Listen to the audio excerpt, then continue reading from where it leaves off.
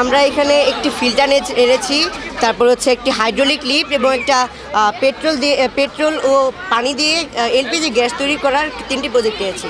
এগুলোর কারণ হচ্ছে আমাদের যেই ফিল্টারটা আছে, আমাদের দেশে অনেকেই বিভিন্ন ময়লা পানি খাওয়ার ফলে অনেক বিভিন্ন পানিবাহিত রোগে আক্রান্ত হচ্ছে। এর ফলে এইখানে যদি কখনো ময়লা পানি দেওয়া হয়, সেক্ষেত্রে এটি পরিষ্কার হতে হতে এখানে পরিষ্কার হতে হতে নিচে যে ভালো পানি হয়ে জমা হয়।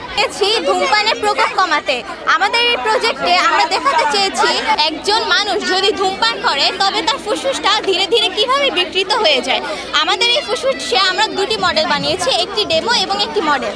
আমরা এই ডেমোর মাধ্যমে দেখাবো এখানে মানুষ যে ধূমপান করে সেই ধোঁয়াটা গিয়ে কীভাবে মানুষের ফুসফুসকে বিকৃত করে দেয়। আর এই ডেমোতে আমরা দেখাবো একজন ভালো মানুষের ফুসফুস কীরকম আর একজন খারাপ মানুষের ফুসফুস, মানে যিনি ধূমপান করেন তার ফুসফুসটা কীভাবে বিকৃত হয়ে যায়। আমরা এখানে পোস্টারও অনেক কিছু লিখেছি। আমাদের প্রজেক্টের নাম হচ্ছে বার্ন টু আর্ন। আমার নাম সাইদ এবং আজকে আমি এই প্রজেক্ট সম্পর্কে ডিসক্রাইব করব। তো প্রথমত আমাদের এখানে আমরা দেখতে পাচ্ছি যে কিছু গার্বেজ এখানে আমরা পুরাইছি। তো পোড়ানোর মাধ্যমে কি হচ্ছে, লাইট এবং হিট এনার্জি কিন্তু এই সোলার প্যানেলের মাধ্যমে আমাদের অ্যাবজর্ব হচ্ছে এবং এখানে হচ্ছে লাইটটা কিন্তু জ্বলতেছে এবং যে স্মোকটা আছে আমাদের হচ্ছে এই ফানেল যেটা আছে, ফানেলের মাধ্যমে কিন্তু অ্যাবজর্ব হয়ে এখানে হচ্ছে পিউরিফাই হচ্ছে।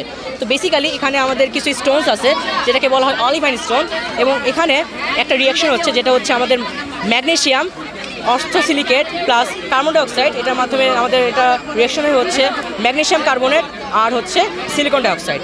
এবং এই রিয়াকশনটা হওয়ার কারণে কি হচ্ছে, আমাদের কার্বন ডাইঅক্সাইডটা হচ্ছে পার্মানেন্টলি এটার মধ্যে ট্র্যাপড হয়ে যাচ্ছে এবং কিছু কার্বন ডাইঅক্সাইড কিন্তু এখান থেকে বের হয়ে যাচ্ছে। এটা আমরা যাওয়ার পরে এখান থেকে আমরা ইলেকট্রিসিটির মাধ্যমে দুইটাকে আলাদা করতে পারি। আমার অনেক ভালো লাগতেছে। প্রত্যেক বছর এরকম আমাদের ক্যাম্পাসে হয়ে থাকে, কিন্তু আজকেরটা আরও বেশি এক্সাইটিং কারণ অনেক বড় পরিসরে করা হয়েছে। স্টুডেন্টরা সব জায়গা থেকে ক্রিয়েটিভ প্রজেক্ট করে আনছে। আমার পার্সোনাল ফেভারিট ছিল infinity mirror and wireless car charging. ওগুলো অনেক বেশি ক্রিয়েটিভ ছিল অ্যান্ড আমি পার্সোনালি এনজয় করেছি। একটু গরম বেশি হওয়ার কারণে হয়তো সব জায়গায় ঘুরে দেখতে পাইনি। আমি এই বছরই প্রথম নতুন স্টুডেন্ট আসি, তো এত বড় একটা সায়েন্সের ফেয়ার দেখে আমার অনেক ভালো লেগেছে। আমি ওই যে ক্লাস 12-এর একটা ভাইয়ার প্রেজেন্টেশন দেখলাম, অনেক ভালো ছিল। তারা একটা আর্ডিনো বোর্ড দিয়ে একটি সুন্দর রোবোটিক অটোমেটিক কার বানিয়েছিল, ওটা খুবই সুন্দর ছিল। ভাইয়াটা অনেক সুন্দরভাবে প্রেজেন্টেশন করছিল। এখানে ভাই দেখছি অনেক কিছুই, তবে আমার কাছে সবচেয়ে বেশি ভালো লাগছে হইতেছে ওইদিকে একটা 6-এ পড়ো একটা ছেলে আছে, আপনার পানি আর পেট্রোল দিয়া গ্যাস টাইপের একটা বানাইছে। ওইটা নাকি 300 টাকা দিয়া প্রায় 1 মাসের মতন চলে।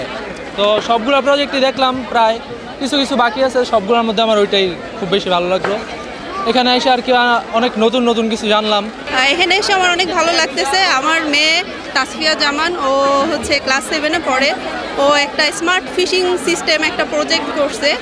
এটা আসলে অনেক আধুনিক। আসলে এটা দিয়ে ও আসলে যেটা প্রেজেন্ট করছে যে হচ্ছে আপনার যেখানে এই ফিশিং সিস্টেমটা হবে, ওখানে যদি মানে চোর আসে, ও এটা বাসায় বসে টের পেয়ে যাবে।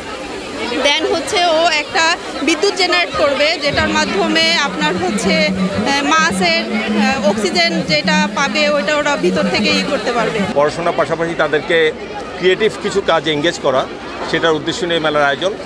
এবং মেলাটাকে আমরা খানিকটা কমিউনিটি স্কেলে নিয়ে গিয়ে যাওয়ার চেষ্টা করেছি। শুধু আমাদের শিক্ষা প্রতিষ্ঠান নয়, আশেপাশের অন্যান্য শিক্ষা প্রতিষ্ঠানকে আমরা এখানে আমন্ত্রণ জানিয়েছি। এর মাধ্যমে আমরা শিক্ষার্থীদের মধ্যে একটা পারস্পরিক ইন্টারাকশনের প্ল্যাটফর্মও তৈরি করেছি এবং তাদের মধ্যে বন্ধুত্বপূর্ণ সম্পর্ক বৃদ্ধি পাবে এটা আশা করছি।